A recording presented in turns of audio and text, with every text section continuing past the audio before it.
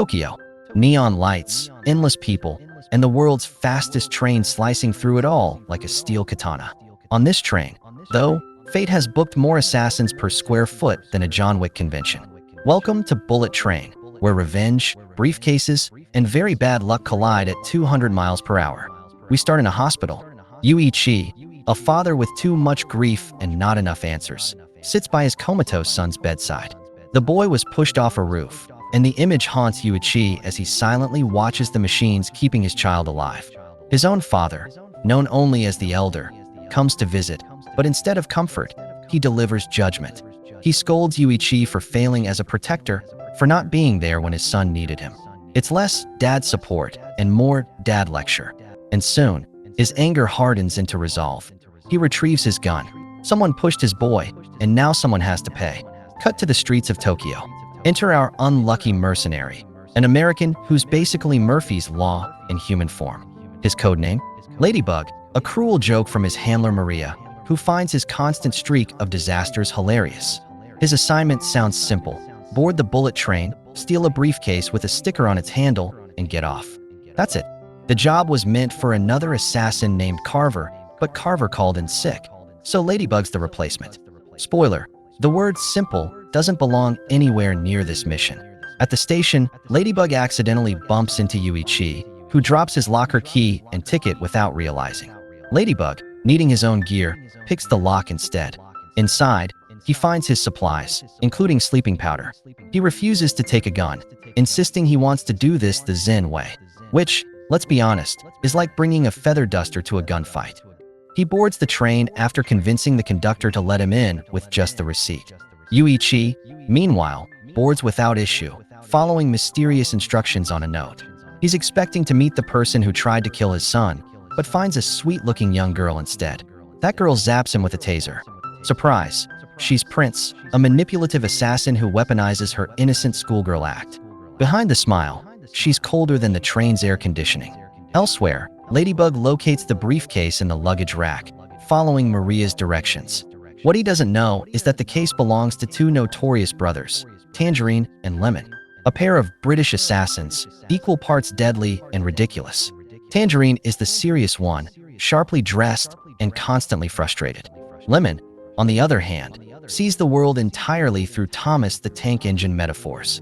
Yes, he literally judges people based on cartoon trains. And he carries a sheet of Thomas stickers to prove it.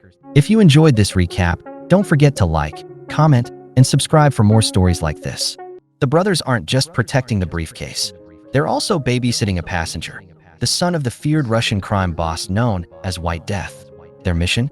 Return White Death's reckless son safely, along with the briefcase full of ransom money. This duo was hired because of their legendary work on the Bolivia job, which you'll hear about a lot, but never actually see. Classic assassin resume padding. But when Lemon checks the rack, he finds the briefcase missing. Panic sets in. Tangerine explains the gravity. White Death isn't a guy you disappoint. To really hammer it home, he recounts White Death's origin. Years ago, the Japanese underworld was ruled by a brutal but loyal boss named Menegishi. One day, a Russian ex-mafia member joined his ranks. The other advisors warned against trusting this outsider, but Menegishi ignored them. Huge mistake. The Russian rose in power, then betrayed him. In one night, he slaughtered Menegishi and his men, seizing power for himself. That man became the White Death, now the most feared crime lord alive. He's so feared, he hasn't left his compound since his wife died in a mysterious car crash. The brothers realize they need to get that briefcase back. But things go from bad to catastrophic when they return to check on White Death's son, only to find him dead, blood seeping from his eyes. The worst babysitting gig in history. Meanwhile, Yuichi wakes on the train, groggy from Prince's taser. She reveals her scheme. His gun is rigged to backfire, and she has an ally at the hospital ready to kill his son if Yuichi disobeys. Her plan is to use Yuichi as her pawn to kill White Death. He has no choice but to comply. Ladybug, meanwhile, tries to exit the train at the next stop. Simple escape, right? Wrong. The doors are blocked by the Wolf, a vengeful Mexican hitman dressed to kill. Literally.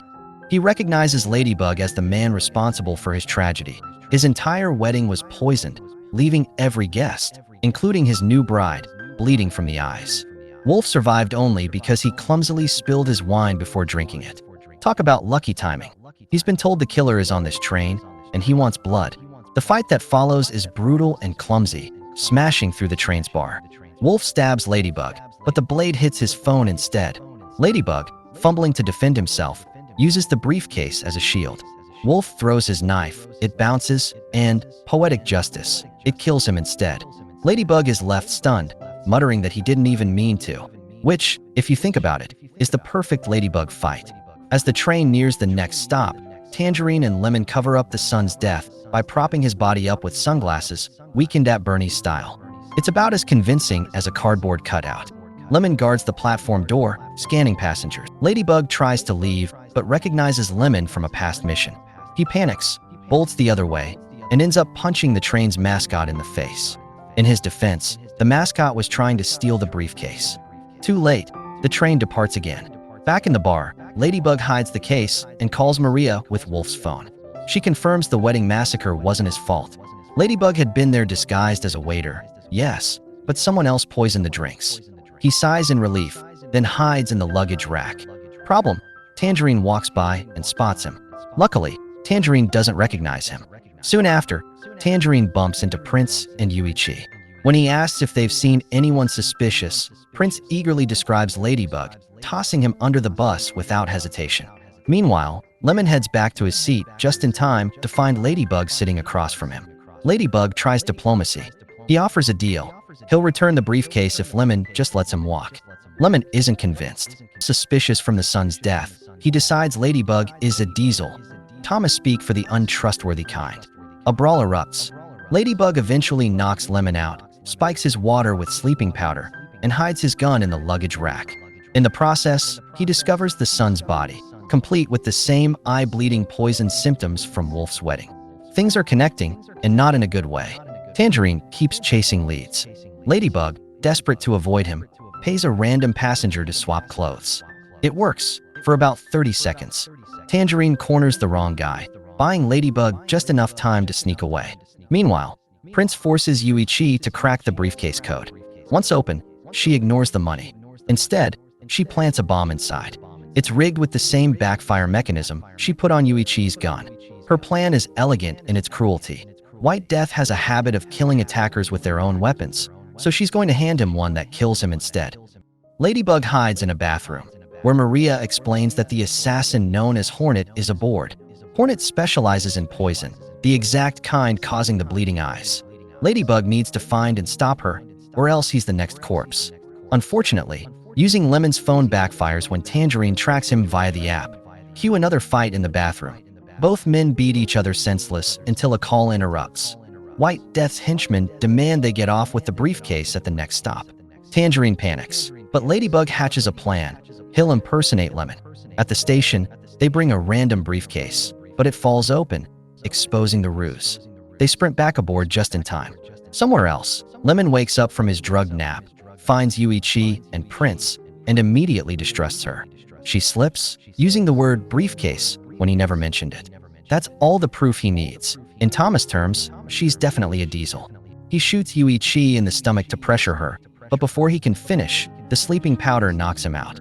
Prince seizes his gun and shoots him, then ties the bathroom door shut, leaving both men for dead. Later, Tangerine finds the bathroom and discovers Lemon's body. Devastated, he puts his necklace on his brother and vows revenge. He calls White Death directly, demanding a final showdown at Kyoto Station. White Death calmly replies that he already evacuated all the civilians. Every ticket was his. The only ones left on the train are assassins, all hired by him to kill each other. It's been his game all along. Tangerine, furious, runs into Prince. She plays the helpless girl act again, but this time he notices a diesel sticker stuck on her back, Lemon's last message. He realizes she's been orchestrating everything. Before he can kill her, Ladybug intervenes, believing her tears. In the struggle, the gun goes off and kills Tangerine. Another body for the pile. At the next stop, Ladybug almost escapes, but Prince pleads for protection.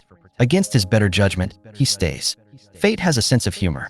Then, the Elder boards the train. He recognizes Prince's voice from earlier and calmly sits with her and Ladybug.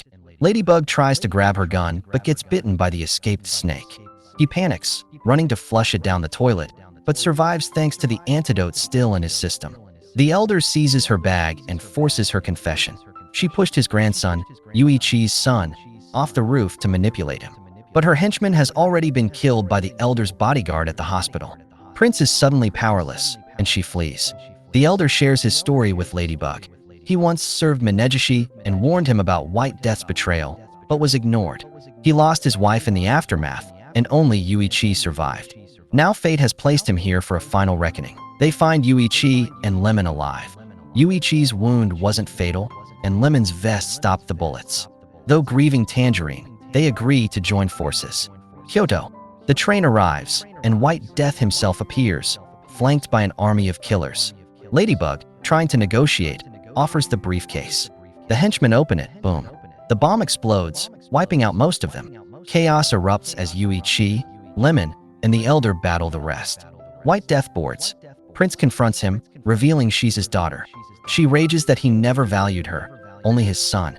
She hands him the rigged gun, expecting poetic irony. But he dismisses her, uninterested. Instead, he goes after Ladybug. In the fight, he confirms his scheme. Every assassin on this train was here by his design. All part of his vengeance for his wife's death, which he blames on Carver, the mercenary who should have taken Ladybug's place. Wrong guy, wrong train. Classic Ladybug luck. The train derails spectacularly, crashing into Kyoto. Ladybug survives only because he lands on the mascot costume. The Elder and Yuichi cling to safety inside. Amid the wreckage, White Death staggers up and grabs Prince's rigged gun. True to form, it backfires and kills him. Prince, undeterred, emerges to claim her father's throne, only to be obliterated by a runaway Tangerine truck. Behind the wheel, Lemon, alive and very motivated. He took the crash as a sign and delivered poetic justice for his brother. At dawn, Ladybug, Yuichi, and the Elder stumble out of the wreckage. Maria arrives in a luxury car to collect Ladybug, but the universe can't resist one last prank. A streetlight falls and smashes her car. Ladybug just sighs. Another day, another disaster survived. And that's Bullet Train, a neon-colored chaos ride where everyone's plans derail faster than the train itself. Fate, luck, and assassins collide, proving once again, if you think your commute is stressful, at least you didn't have to fistfight a mascot while dodging snakes and briefcase bombs. If you enjoyed this recap, don't forget to hit like, subscribe for more movie breakdowns, and drop a comment. Who was your favorite assassin on the train? Lemon and his Thomas metaphors, Ladybug and his bad luck, or White Death with his giant grudge? Until next time, remember, sometimes the universe isn't against you, it just has a very twisted sense of humor.